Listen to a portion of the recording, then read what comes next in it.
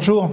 Donc, on va parler un peu de performance financière et de productivité au sein des directions financières. On attribue souvent la fameuse citation de Walter Deming en disant « If you can't measure it, you can't manage it ». Mais en réalité, cette phrase est légèrement tronquée. La vraie phrase, c'est « It's wrong to suppose that if you can't measure it, you can't manage it ».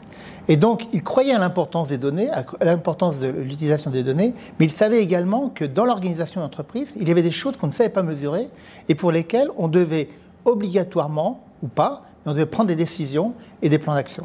Et donc, c'est toute cette cohérence entre la donnée et l'organisation, qui n'est pas obligatoirement mesurable, qui est derrière cette célèbre phrase que tout le monde reprend maintenant à son compte et qui est une réalité pour des directeurs financiers, mais qui aussi doit prendre en compte d'autres aspects. Nous sommes tous d'accord pour dire que l'amélioration de la performance passe par la mesure. Si on sait mesurer, on sait où on en est, on sait où on veut aller, on sait comment y aller. La plupart du temps, on peut trouver le chemin.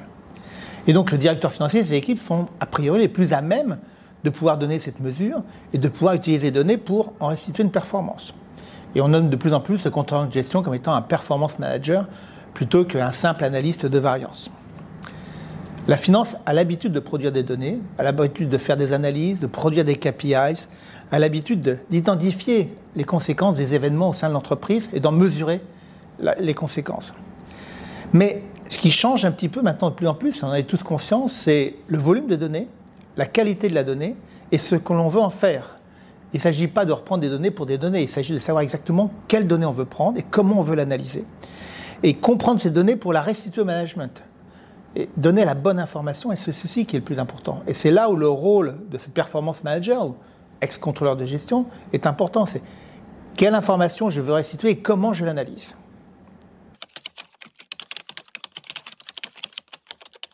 Donc la performance d'une entreprise, on est tous d'accord, qu'elle soit commerciale ou financière, elle est orientée vers la rentabilité, vers la progression, vers l'amélioration continue. Mais cette orientation de l'entreprise, cette performance, elle doit aussi rester humaine, avec une attention toute particulière portée sur les acteurs au cœur de la performance et de la transformation de l'entreprise. Et c'est ça qui est important, et c'est ce que voulait dire justement Edward Deming, c'est qu'il y a des choses qu'on peut mesurer, et l'acteur humain est un facteur extrêmement important. Donc, un des éléments importants de la performance est une bonne compréhension, une acceptation et une adhésion surtout des acteurs, non seulement à la détermination des mesures, puisqu'ils en sont également ceux qui sont producteurs, mais aussi des compétences de chacun. Et c'est là où, effectivement, il y a tout un travail qui doit être réalisé. C'est quand on commence à mettre ces mesures, est-ce qu'effectivement, derrière celle-ci, il y a la bonne mesure? Est-ce que l'acteur adhère effectivement à cette mesure? Est-ce qu'il y a derrière la compétence pour améliorer cette mesure? Et donc, c'est là où le rôle de la direction financière doit un petit peu changer et dépasser simplement son rôle de producteur de données, ce qu'on fait depuis des années et des années, pour devenir non seulement un catalyseur de la performance, c'est-à-dire véritablement la personne qui fait que la performance puisse réellement se développer au sein de l'entreprise, mais aussi devenir un élément référent, je dirais, avec l'ensemble de la société, l'ensemble de la structure managériale et sociale de l'entreprise. Parce qu'il doit prendre en compte cet élément humain que, j'avoue honnêtement, et moi-même de temps en temps, on peut oublier que véritablement la performance elle est portée par l'ensemble du corps social de l'entreprise. Il me semble donc sain que la direction financière s'interroge sur la production de données, la réalité des indicateurs et la pertinence sur tous ces indicateurs. On pourrait prendre différents exemples, mais pourquoi, par exemple, s'efforcer de suivre un indicateur basé sur un nombre de pièces à réaliser ou de dossiers à réaliser également par jour, alors que l'objectif varie quotidiennement selon les demandes clients. Cet indicateur, en tant que soi, n'a pas de réalité et on va mesurer une performance alors qu'effectivement, tout peut varier d'un jour à l'autre en fonction des demandes clients. Donc l'amélioration de la performance ne peut se faire qu'avec une mesure qui prenne en compte l'environnement. Un autre exemple est également que l'on pourrait citer, qui est cité couramment, mais que l'on pourrait reprendre, c'est la formation de nos collaborateurs, la possibilité de progresser, la possibilité de leur laisser l'initiative, et donc on parle du capital humain. Et de plus en plus, dans nos indicateurs, on doit intégrer ce phénomène de capital humain, quelle importance et quelle place il va prendre dans nos indicateurs. On va faire un lien tout à l'heure rapidement sur la partie RSE, qui effectivement est importante. Mais avant de passer là-dessus, on va juste reprendre une célèbre phrase de Jean Bodin qui disait qu'il n'était de richesse et de force que d'hommes. Et donc effectivement, nos indicateurs sont tous aussi beaux que les uns et les autres, aussi performants les uns que les autres, mais ils ne peuvent fonctionner que s'il y a une appropriation totale par les collaborateurs, parce que c'est eux qui vont pouvoir s'approprier et développer l'entreprise. Depuis, de nombreux économistes ont mis en exergue la relation qui existe directement entre le capital humain, entre le développement du capital humain et la performance économique de l'entreprise. Non pas sur le court terme, mais sur le long terme, et c'est la résilience. Et donc il est important de l'intégrer également, et le performance manager dont on parlait tout à l'heure doit intégrer ces éléments importants. Quelles sont les compétences dont on a besoin, quels sont les moyens de fiabiliser notre personnel, quels sont le bon ajustement au niveau de l'organisation pour qu'effectivement on prenne en compte la performance de l'entreprise dans sa globalité. Et donc c'est le véritable défi de la transformation de la finance, qui est de sortir un peu de ces chemins habituels pour prendre en compte d'autres éléments qui ne sont pas obligatoirement mesurables, mais qui sont au moins aussi importants, parce que ce sont eux qui font avancer l'entreprise.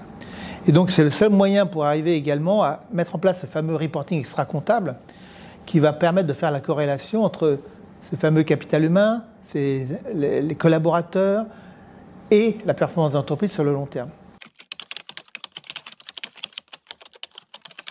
Un autre rôle que je considère comme étant important au sein d'une direction financière, et tout particulièrement de son management, c'est son degré d'implication dans la productivité administrative, notamment via l'optimisation des processus et la réduction des tâches sans valeur ajoutée. Alors vous me direz, avant, je parlais de capital humain, et là, vous allez me parler de réduction d'effectifs. C'est pas ça l'histoire. L'histoire, c'est que si on ne fait rien pour améliorer notre productivité, on va avoir un certain nombre de collaborateurs qui vont perdre en compétences, qui ne vont pas évoluer avec l'entreprise et qui n'auront pas suffisamment de possibilités de se développer et de progresser en entreprise. J'ai toujours considéré que la productivité administrative et le développement de la compétence de nos collaborateurs étaient de pair, c'est-à-dire qu'il n'y avait pas l'un sans l'autre. Supprimer des tâches sans valeur ajoutée pour les remplacer par des tâches avec valeur ajoutée, c'est aussi donner une possibilité à nos collaborateurs de progresser, de se former et d'aller vers d'autres tâches qui sont plus valorisantes pour un certain nombre de cas.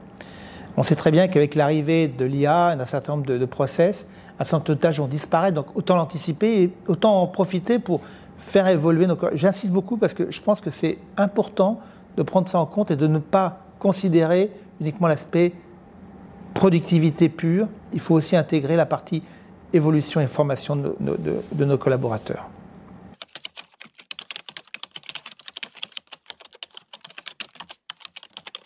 Pour moi, un des objectifs importants du directeur financier est la maîtrise des flux de l'entreprise, mais que ce ne sont pas uniquement les flux finances, c'est également l'ensemble des flux, qu'ils soient commerciaux, de production ou autres, et qui permettent de donner une information et de délivrer une information fiable à l'ensemble des acteurs de l'entreprise.